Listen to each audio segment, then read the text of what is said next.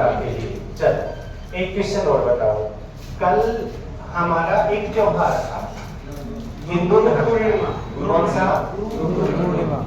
गुरु पूर्णिमा थी या गुरु पूर्णिमा? फिर तो ठीक है, गुरु पूर्णिमा। टीचर का मतलब क्या होता है? शिक्षा। गुरु नहीं होता है, ध्यान रखना। और उसको शिक्षक या लिखने की भाषा में और शुद्ध लिखे तो अध्यापक। ठीक है, तो ये उसको कहते हैं, टीचर को कहते हैं। तो आप एक बात बताओ, ये गुरु पूर्णिमा जो हमारे हिंदू धर्म में मनाई जाती है, क्यों मनाई जाती है?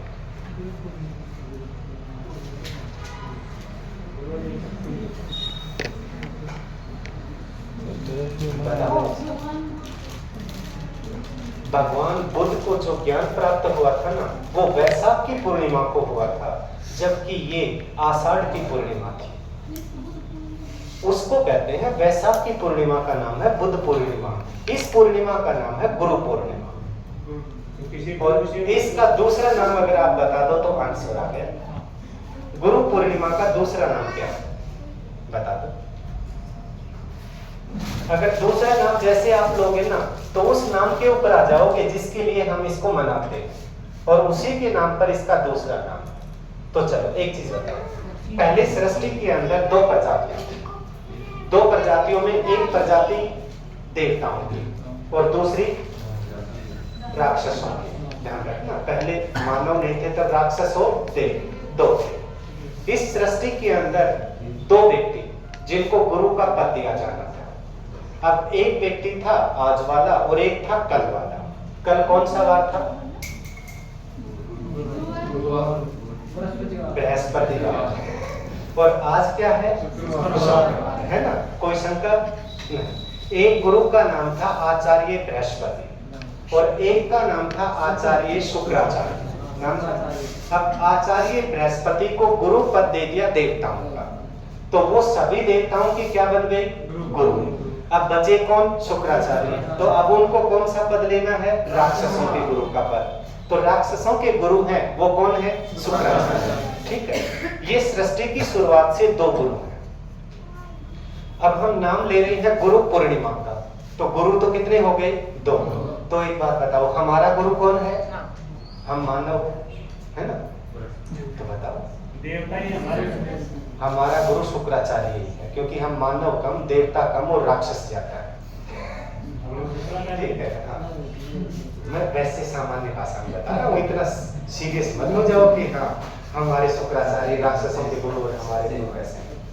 अब देखो, कल किसी का जन्मोत्सव था, समझ में आया? इसीलिए उसका नाम गुरु पूर्णिमा है, क्योंकि कल हैप्पी बर्थडे था। अब एक चीज बताओ, आज से संभल के रहना, अगले 4 महीने तक देव सो गए। ठीक है, और संपूर्ण सृष्टि में त्रिमूर्ति में 3 देवता हो गए ना। पूजा किसकी नहीं होती? हटा दो। बाकी बचे कितने? 2। 8 महीने तक सृष्टि का संचालन कौन करते हैं? विष्णु। और अब बाकी बचे कितने? 4 महीने के अंदर किसके हाथ में सत्ता आ गई है? महेश, मतलब शिव, जो आज से जिसको आपने पानी से मुंह धोना उनका शुरू कर दिया है। तो जब शिव की शादी हुई थी उसके बारे में मैंने आपको बताया था। शिव किससे स्नान करते थे? हाँ, आपसे नहीं, भाषण से। किससे स्नान करते थे? भाषण से स्नान करते थे। सवारी किसकी करते थे? बैल की नहीं, नंदी की। ऐसी बात कर रहे हो, बैल की सवारी करते। नंदी पुरुष था, शिव का बहुत बड़ा भक्त था। जब सब अपने अपने लिए वरदान मांग रहे थे ना कि मुझे, मैं मरूं ना, मैं ये ना हो, संपूर्ण सत्ता मेरे पास हो, ये हो, तो जब नंदी का नंबर आया तो नंदी से कहा कि बताओ तुम्हें क्या चाहिए? बोले मुझे आपका स्पर्श चाहिए, मुझे और कुछ नहीं चाहिए, क्योंकि आपके स्पर्श का मतलब है आपके साथ अनादि और अनंत शक्ति माता पार्वती है, तो मुझे दोनों का स्पर्श चाहिए। बोले हमारा स्पर्श तुमको कैसे होगा? तो बोले हमें इसलिए होगा कि आप मेरे ऊपर सवारी करो दोनों। तो बोला आप पुरुष हो, बोला आप तो भगवान हो, मुझे आप कोई भी रूप दे सकते हैं। तब भगवान शिव ने अपने वाहन के लिए उस नंदी अपने अनन्य भक्त को एक रूप दिया था, किसका? बैल का। इसलिए आज भी एक धारणा है हमारे धर्म ग्रंथों में कि भगवान शिव के मंदिर में जाते हैं और शिव तक आपको कोई भी अपनी बात पहुंचानी है तो किसके कान में बोलेंगे? क्योंकि वो उनके सबसे बड़े भक्त थे।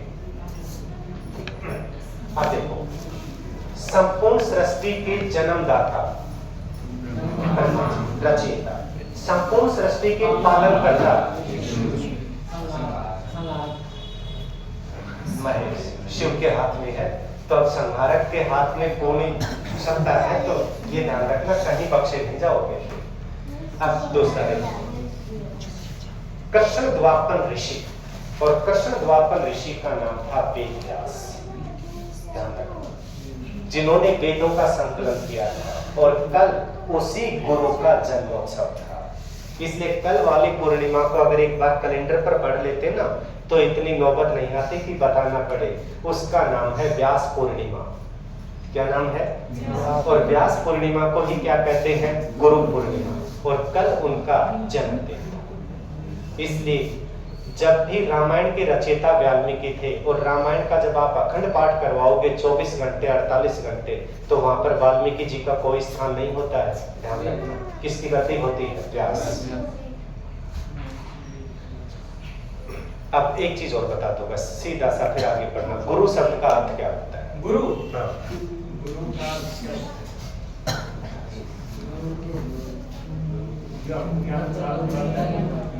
क्योंकि एक चीज तो आपने देखी होगी, आप इसमें बुरा मत मानना मैं जो कह रहा हूँ, गांव के अंदर आजकल गुरनामे का एक बहुत बड़ा परिपाटी चल रहा है ना, और औरतें आगे बढ़कर चढ़कर हिस्सा ले रही हैं। आप उनको चीनी मिट्टी के कप में चाय पिलाने चले जाओ ना बेटा, ना गुरनामा ले रखा है कांच के, उसमें लेके आ, इसलिए है ना।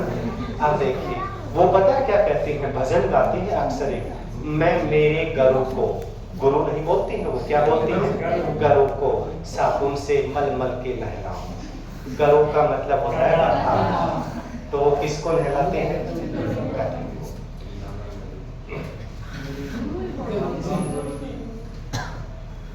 सत्य क्या है? गुरु, है ना। इसका मतलब होता है अंधकार, रूप का मतलब होता है प्रकाश, अंधकार से प्रकाश की ओर। यही अर्थ होता है किसका? सर उनको दे, मैं बात में ले जाओ तो यार काका मामा के चढ़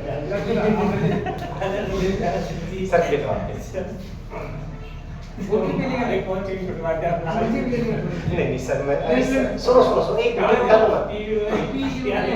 मेरे क्लास में मैं इससे नहीं पी सकता। वो जी गाड़ी ना भी आप अरे भाई मैं फोन कर रहा था तो मत आना, तू उठाता नहीं फोन।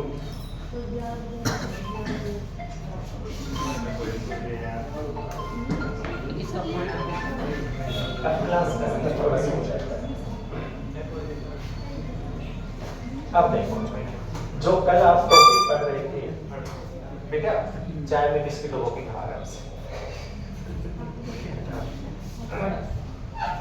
क्या है? और ये तीनों चलते हैं एक ही टॉपिक में जिसका नाम क्या है? लोक कला। ठीक है। अब सबसे पहले देखो ये क्या है? फर्क। एक बार आप पैरेलल करो इसको, क्या है? पिछवा श्रीनाथ जी का मंदिर नाथ। अब इसको कहते किस प्रकार से है वो देखिए। आप ये देखो, ये बोर्ड नहीं, ये कपड़ा है, ये कपड़ा है रेजिया खादी का। रेजी का या किसका कपड़ा है? ये खादी का। इस रेजिया खादी के कपड़े के ऊपर कला कौन सी पड़ रही है? लोक कला। आप देखो लोक कला पड़ रही है ना, तो लोक कला के आगे, लोक के आगे ये सब जोड़ दो, क्या बन गया? लोक देवता बन गया ना। रेजिया खादी के कपड़े पर लोक देवताओं का जीवन चरित्र, चित्र मत बना देना, ध्यान रखना, जीवन चरित्र उत्कीर्ण करने की कला क्या कहलाती है? फर्क कहलाती। हो गया। अब दूसरा देखो, रेजिया खादी के कपड़े के ऊपर भगवान श्री कृष्ण की बाल लीलाओं का चित्रांकन करना, बच्चे के रूप में, कहीं वो दही की हंडिया को उधेड़ रहे हैं, कहीं मक्खन चुरा रहे हैं। तो ऐसी जो लीलाएं है ना उनकी, उनका चित्रांकन करना। अब यहाँ पर चित्र बनाना है, ये ध्यान रखना है। चित्रांकन करना क्या कहलाता है? पिछवाई कहलाता है। अब ये जो फड़ है, अब इस फड़ की मैंने कास्ट कला में आपको ये बताया था, याद आया कुछ? परसों वाला कठपुतली का निर्माण कब नहीं किया जाता? अब नहीं किया जाता, देव सो गए। चतुर्मास में कठपुतली का ना तो निर्माण होता है ना ही खेल होता है, नहीं होता ना। अब ठीक उसी प्रकार यहाँ पर आ जाओ। अब यहाँ पर देखो, देवता सो चुके हैं। सोने में देवता एक ही सोया है, विष्णु। कौन से देवता? विष्णु। और विष्णु के सोते ही सभी मांगलिक कार्य हैं वो क्या हो जाते हैं? समाप्त। अब चतुर्मास में फड़ का ना तो चित्रांकन होता है और ना ही इसका वाचन होता है। क्या नहीं होता है? वाचन। केवल एक फड़ का वाचन होता है चतुर्मास में। अगर आप बता सकते हो तो बता। शाबाश। जो शेखावाटी की लोकप्रिय फड़ है, और शेखावाटी की लोकप्रिय फड़ है गोगा जी की फड़, क्योंकि भाद्रपद की कृष्ण नवमी के दिन हम क्या मनाते हैं? गोगा मनाते हैं ना, उस दिन उसका वाचन होता है। ये था। बाकी चतुर्मास में ना तो फड़ का वाचन होता है और ना ही चित्र होता है। फड़ का वाचन किस रूप में करते हैं, ये क्वेश्चन मुझे आप बताना। नहीं, वो तो मैं आगे बता दूंगा।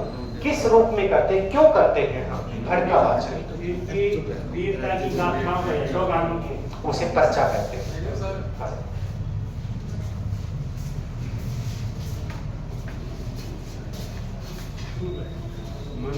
मनोक्ति के ध्यान रखना। मनोक्ति का मतलब होता है मनोकामना पूर्ण करना। इसलिए आपको बताया था कि सभी धार्मिक कार्य इंसान एक ही चीज के लिए करता है।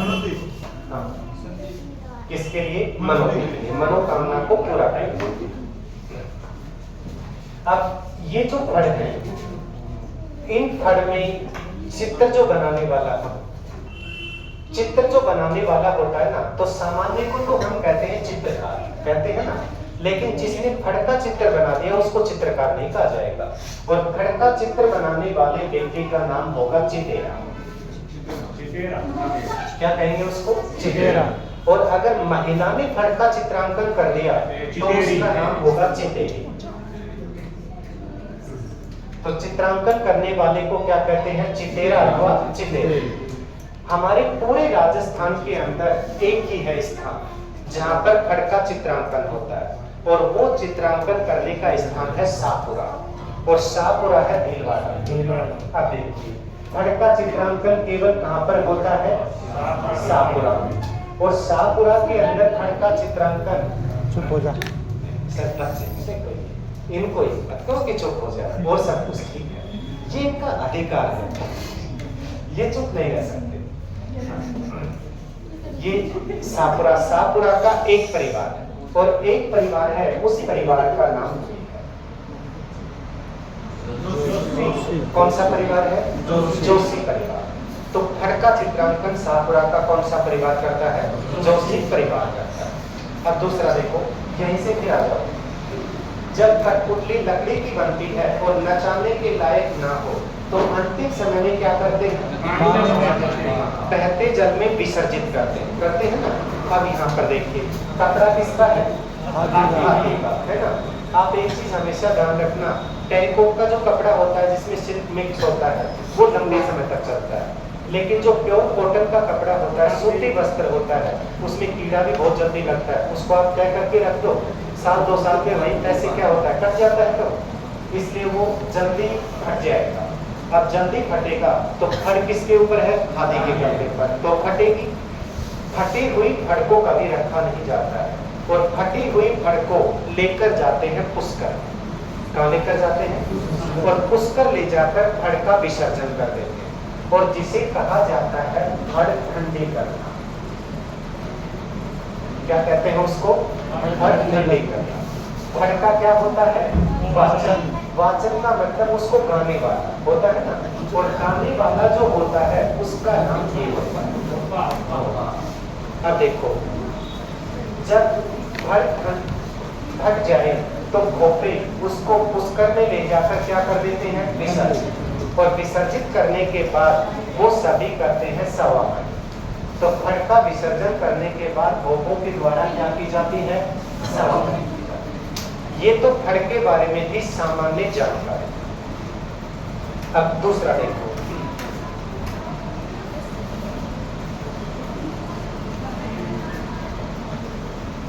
तो अब मुझे आप फटाक से बताओ फट किसे कहते हैं?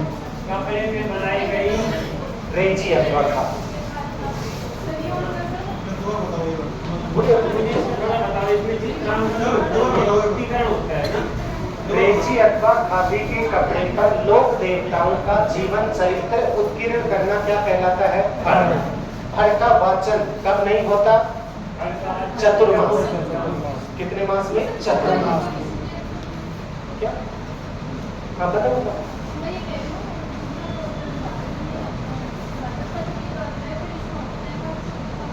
वो एक मात्र है। बताया तो था अभी, तब नहीं सुन रहे थे आप कि शेखावाटी क्षेत्र में किसकी फट का वाचन होता है, गोगा जी का। जबकि शाब्दिक भाषा में ये होता है जब देवता सो जाते हैं ना तो किसका वाचन नहीं होता है, फट का वाचन। और ना ही इसको फट को बनाया जाता है, इसका चित्रांकन होता है। फट का चित्रांकन कौन करता है, चितेरा अथवा चितेर। स्थान सावरा, परिवार जोशी परिवार। मनोती के रूप में वाचन किया जाता है। और जब फट फट जाए तो उसको क्या करते हैं, विसर्जन, जिसको कहते हैं फट को। ठीक है, अब हम फड़ों के नाम लिख रहे हैं जो हमें पढ़ने होते हैं, ये इनकी चर्चा है। अब एक बात, कर्म तो अगर आप बना लेंगे ना तो इसका क्वेश्चन आप गलत नहीं करेंगे। सबसे पहला नाम आता है इनका, क्योंकि आप लोग देवता पढ़ चुके हो इसलिए बता रहे हैं। ठीक है, दूसरा जो नाम आता है वो नाम इनका है, ना पढ़ा है। इनका नाम है देवनारायण जी का। तीसरे क्रम पर नाम आएगा, वो नाम आएगा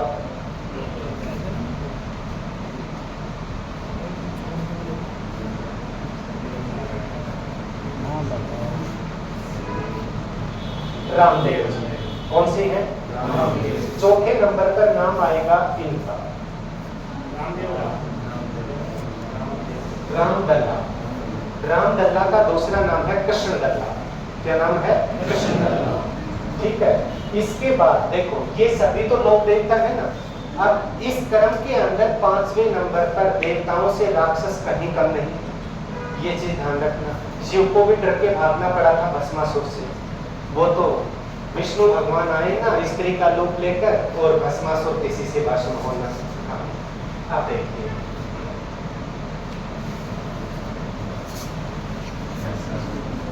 कौन है, भैंसासुर। पर भैंसासुर का नाम आते ही लोक देवता है या राक्षस है, राक्षस। ठीक है, अब मैं नीचे और लिख रहा हूँ कुछ नाम उनको अलग से। कौन सी है, गोगा। अब जो नाम लिख रहा हूँ उसके थोड़ा गौर फरमाएंगे।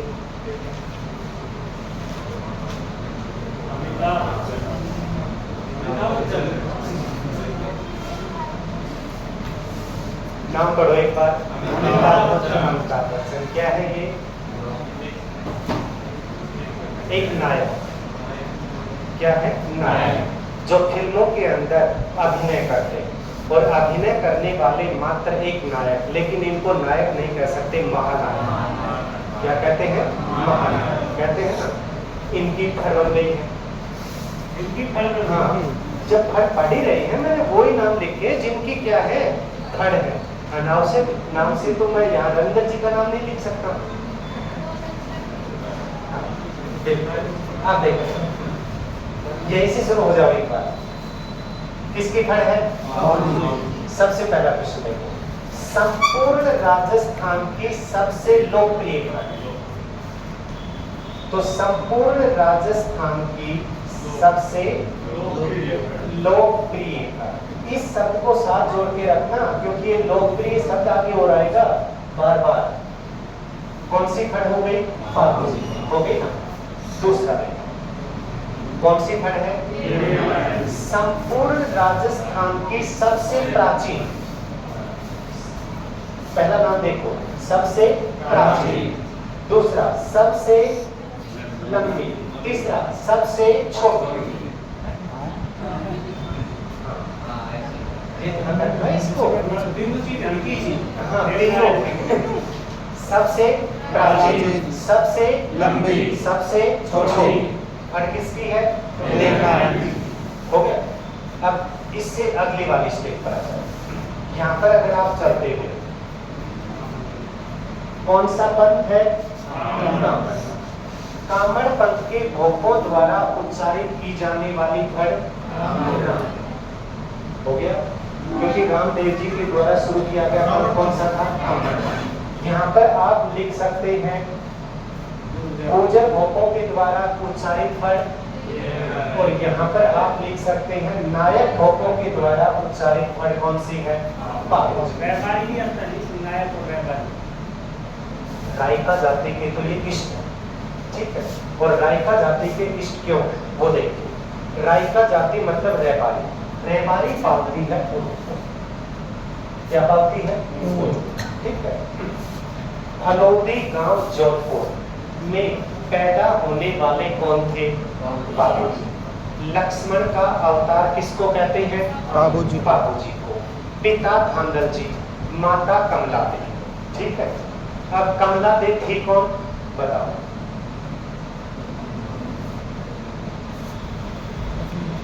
बताओ कौन थी? ये मत सोच लेना कि वो एक महिला थी, वो महिला नहीं, जिससे जन्म हुआ था बाबूजी का।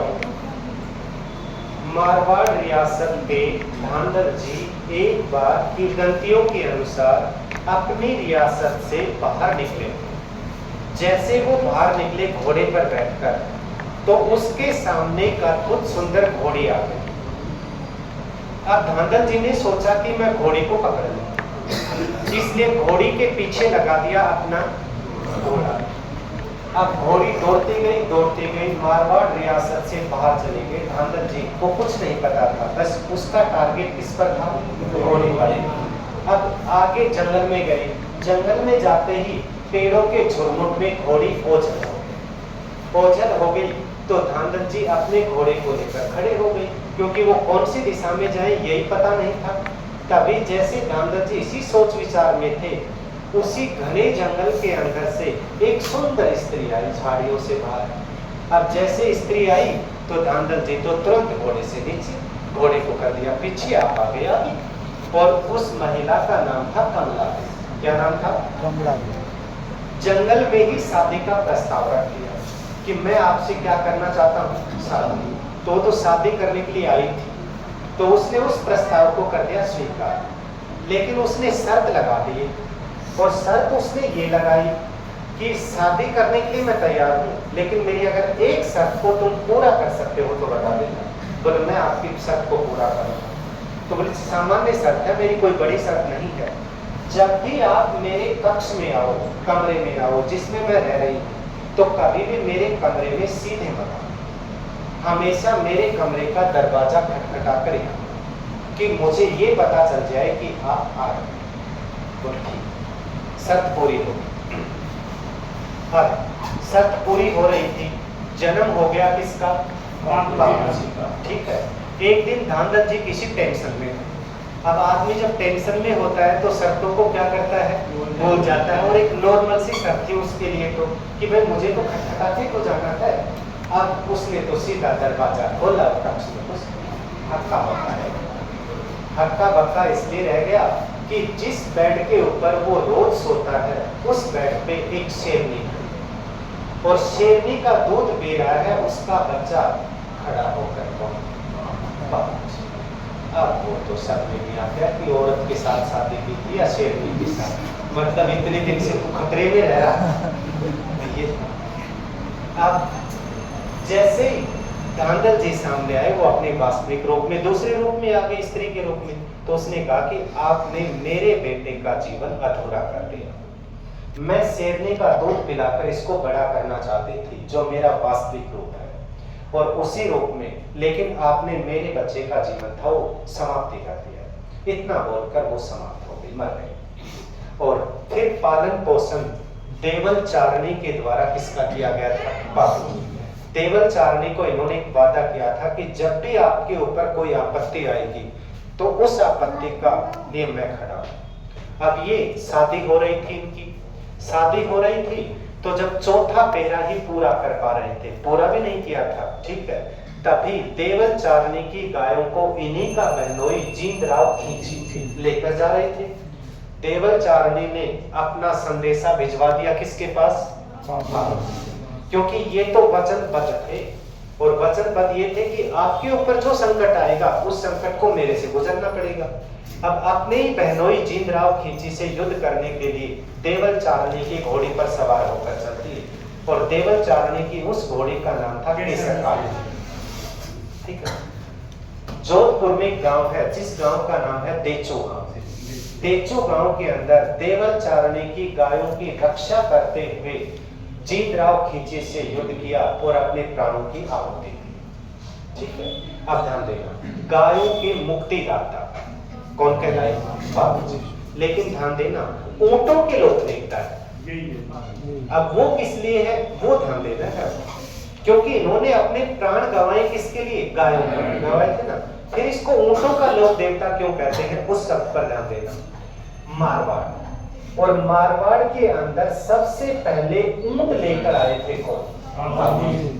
और ऊंटों के अंदर एक विशेष प्रकार का रोग होता है, सर्रा रोग, और सर्रा रोग को ठीक करने के लिए बाबूजी की फड़ का क्या किया जाता है? वाचन किया जाता है। और ऊंट पालने वाली एक जाति है जिसका नाम है रायका यानी रैबारी। तो रैबारी या रायका जाति अपना इष्ट किसको मानती है? बाबूजी को अपना इष्ट मानती है।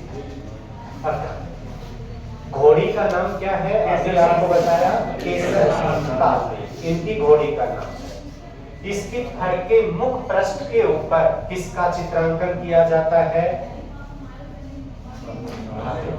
किसका चित्रांकन होता है? भाले का चित्रांकन होता है। जब फड़ का वाचन करते हैं, वाचन करते समय एक वाद्य यंत्र का प्रयोग किया जाता है जिसका नाम है, कौन सा वाद्य यंत्र बजाया जाता है? रावण हत्था वाद्य यंत्र बजाया जाता है। अब आगे बढ़ो, कौन सी फड़ है? देव नारायण जी की फड़ के मुख पृष्ठ के ऊपर सर्प का चित्रांकन होता है। तो मुख पृष्ठ के ऊपर किसका चित्रांकन होता है? सर्प का चित्रांकन होता है। देव नारायण जी के घोड़े का नाम क्या था? लीलाकर। क्या था? लीलाकर। सॉरी लीलाकर।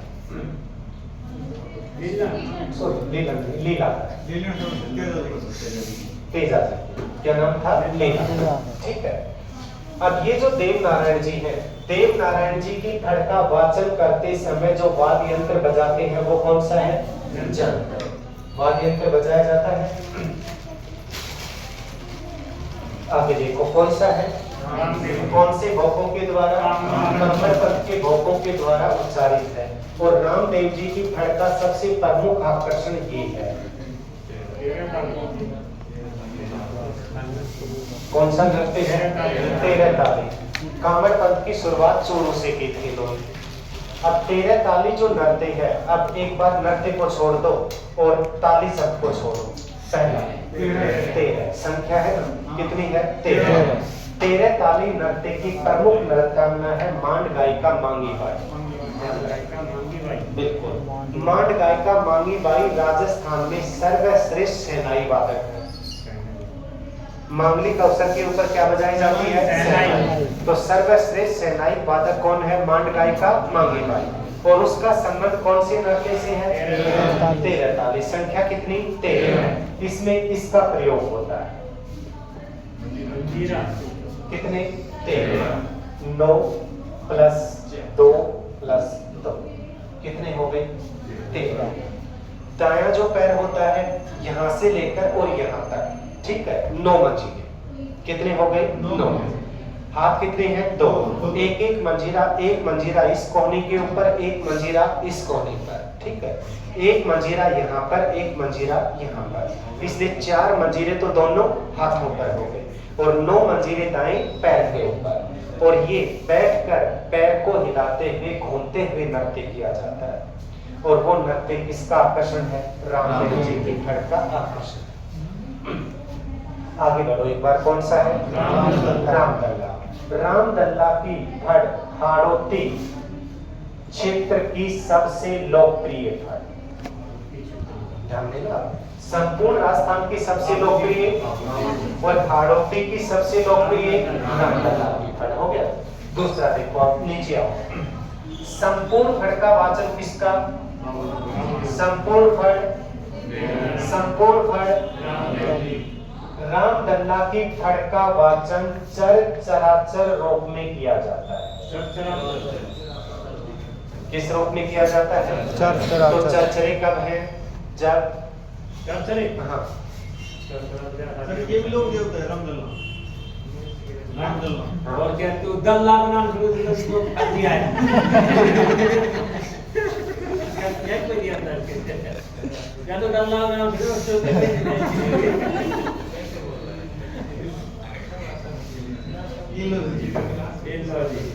लोक देवता है। हाँ इसका पता है? अच्छा, मतलब आपके काम में है नाम नहीं वो है काम का, क्योंकि इसकी पूजा तो शादीशुदा तो कोई करता नहीं, कुंवारे ही करते हैं। वही मंदिर है उसमें इसी का बताया क्या हुआ? ये हाँ, पर नेचर में ऐसी में मत लेके आना अपने आप को, क्योंकि ये तो वो काम करके लोग देवता बन गए, आप जेल में मिलोगे। महिलाओं के साथ छेड़छाड़ करते थे, इसलिए मारवाड़ क्षेत्र में छेड़छाड़ के लोक देवता कौन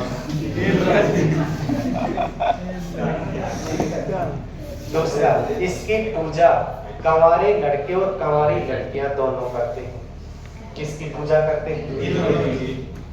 या नीचे आ जाओ, कौन आ गए?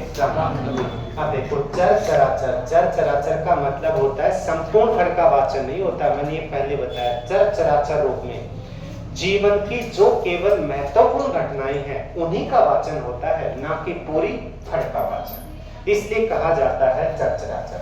आगे चलो, कौन है? अब इनका तो नाम आते ही आवाज लग गई आपकी। फड़ का वाचन ही नहीं होता। क्या नहीं होता? वाचन। फड़ के वाचन के स्थान पर पूजा होती है। तो कौन से हैं जिनकी फड़ का वाचन नहीं, केवल पूजा होती है? महसासुर। कोई भी ऐसा व्यक्ति है जो अपने कार्य के अंदर लाभ प्राप्ति की अपेक्षा ना करे, कोई ऐसा नहीं है। ठीक है, खेती करने वाला ये सोचता है कि भाई इस खेत में अधिक से अधिक फसल हो जाए ताकि मैं मेहनत करूं। आप पढ़ाई कर रहे हो, इसका मतलब हम अधिक से अधिक पढ़े ताकि हम सफल हो जाए, होता है ना। इसकी पूजा केवल पूरे राजस्थान में एक ही जाति करती है, बावरिया जाति। ठीक है, बावरिया जाति जब घर से बाहर निकलती थी चोरी करने के लिए, तो किसकी पूजा करते कि भाई मोटी चोरी हाथ लग जाए, पकड़े ना जाए, उसके लिए किसकी पूजा करते थे?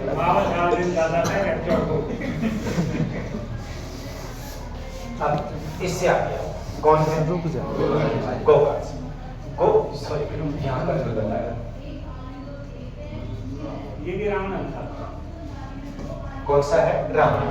रावण था, जंतर रावण था। और इससे आगे हो रहा, एकमात्र फड़ जिसका वाचन करते समय किसी वाद्य यंत्र का प्रयोग नहीं होता। कौन सी फड़ है? रामदल्ला। बिना वाद्य यंत्र के इसका वाचन किया जाता है। कौन सी है? शेखावाटी क्षेत्र की लोकप्रिय फड़। तो कौन से क्षेत्र की है? शेखावाटी। गोगा जी, गोगा मेड़ी कहां पर है? तो ददरेवा चोरों में क्या है? शीश मेड़ी। और हनुमानगढ़ में क्या है? धूर मेड़ी। धूर मेड़ी को कहते हैं गोगा मेड़ी, क्योंकि जब महमूद गजनवी की सेना से युद्ध करने लगे कौन? गोगा जी। ददरेवा चोरों से युद्ध की शुरुआत की थी। युद्ध की शुरुआत करते इनका शीश कटकर गिर गया। शीश वहीं गिर गया चोरों में। वहां पर बनाई गई शीश मेड़ी, कोई फर्क नहीं पड़ा इनको। युद्ध करते करते चोरों से बिना सिर के हनुमानगढ़ पहुंच गए। हनुमानगढ़ पहुंचे तब वहां पर इनका शरीर गिरा। शरीर गिरा तब वहां पर नौहर हनुमानगढ़ में बनाई गई, जिसका नाम था धूर मेड़ी। धूर मेड़ी को कहते हैं गोगा मेड़ी। क्या कहते हैं? गोगा मेड़ी कहते हैं। वो जिसकी खुद की नहीं थी, घर की थी, मतलब खुद नहीं तैयार कर रखी थी, क्योंकि इसके बेटे उस समय इतने थे 47 बेटे थे और भतीजे इतने थे 7। और उनके नेता कौन थे? गोगा जी थे। अब इतने तो परिवार के थे, और तब महमूद गजनवी ने इनसे युद्ध करते समय जब बिना शीश के देखा था ना, तब कहा था कि शायद पृथ्वी लोक के ऊपर कोई जाहर पीर उतर आया हो। तो जाहर पीर किसको कहते हैं? गोगा जी को।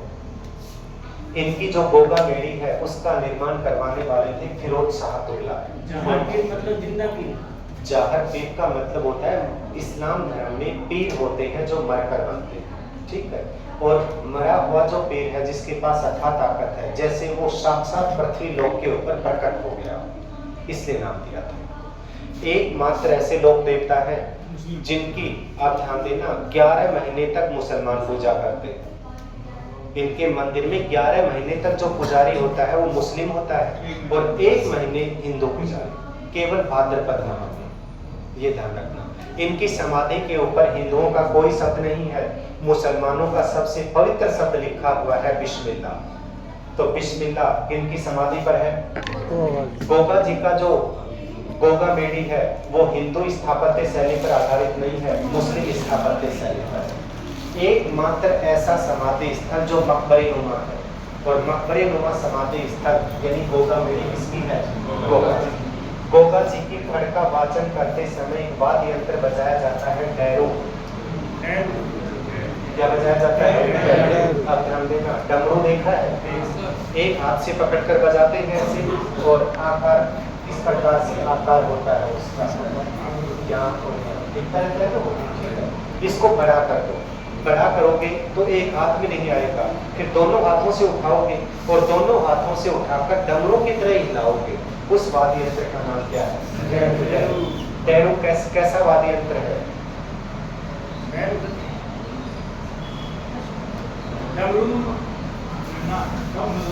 ये कैसा वाद्य यंत्र है? नाम नहीं पूछा, ये पूछा है कौन सी श्रेणी का वाद्य यंत्र है। ये कौन सी श्रेणी का है? और ये कौन सी श्रेणी का है?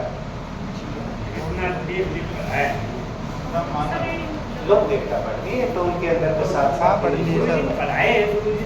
बढ़िया पढ़ाए, लेकिन ऐसे नहीं बताया कि किस श्रेणी नहीं बताया।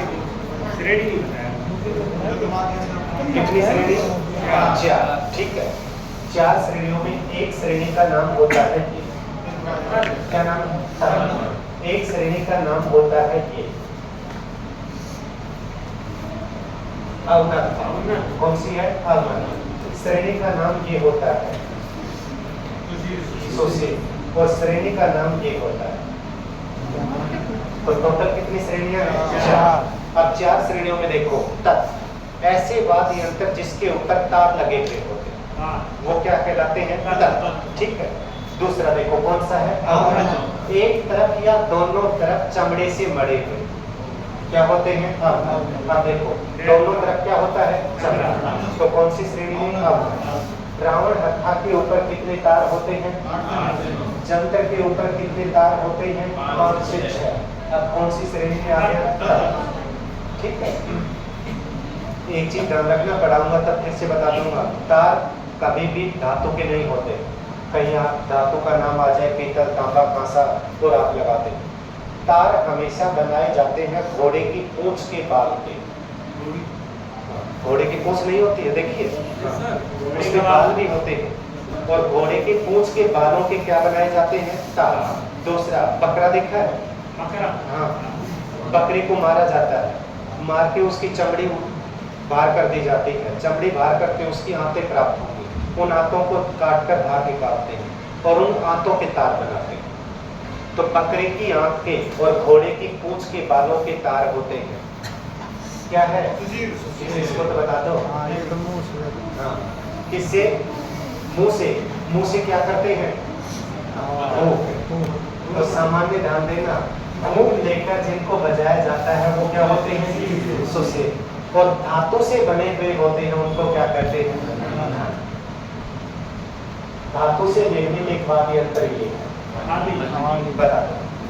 बस ये लास्ट टाइम भी हो गया, इस चीज को तो बता दो। इसका वादन कब होता है? तो इसी में किया जाता है बाबू की बारी में। बच्चे के थाली किसकी होती है? कांसा मिश्री धातु है। पीतल या कांसे की होती है, लेकिन मुझे बच्चों से जैसी अपेक्षा थी बच्चे 100% खरे उतरे, उम्मीद नहीं तोड़ी, क्योंकि मुझे पता था यही बताएंगे पुत्र के जन्म पर, जबकि ये वो थाली नहीं है जो पुत्र के जन्म पर बजाई जाती, वाद्य यंत्र है, वो तो घर वाले को पीटना शुरू कर देते हैं। ठीक है, ये गोल आकार में होती है जिसके एक भाग में छेद होता है, छेद में रस्सी डालकर बाएं हाथ के अंगूठे में लटकाई जाती है, दाएं हाथ में एक लकड़ी का हथौड़ा होता है और उससे वादन होता है।